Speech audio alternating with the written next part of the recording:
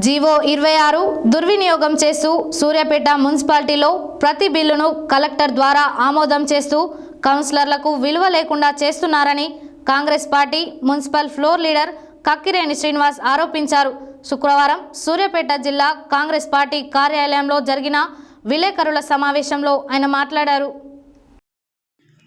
శుక్రవారం సూర్యాపేట జిల్లా కాంగ్రెస్ పార్టీ కార్యాలయంలో జరిగిన విలేకరుల సమావేశంలో Congress party municipal floor leader Kakkireni Srinivas మాట్లాడుతూ అత్యవసర పరిస్థితుల్లో వరదలు, భూకంపాలు వంటి విపత్తులు సంభవించినప్పుడు మాత్రమే జీవో 26 ద్వారా కలెక్టర్ ఉత్తర్వులు జారీ చేస్తారని, కానీ సూర్యాపేట మున్సిపాలిటీలో మాత్రం ప్రతి పనికి జీవో 26ను ఉపయోగిస్తూ కౌన్సిలర్లను డమ్మీలను చేస్తూ చైర్మన్ ఇష్టారాజ్యంగా వ్యవహరిస్తున్నారని ఆయన అన్నారు.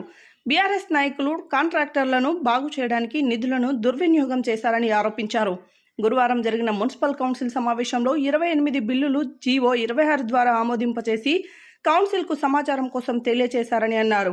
ఈ కార్యక్రమంలో కౌన్సిలర్లు బైరు శైలేందర్, రాపర్తి శ్రీనివాస్, అనంతుల యాదగిరి, కుమ్మం రాజేందర్, బచ్చలకూరి శ్రీనివాస్, ధరావత్ రవికుమార్, నాయకులు సిరివెల్లి శబరినాథ్, మాలోతు చంద్రునాయక్, ఆలేటి మాణిక్యం తదితరులు పాల్గొన్నారు.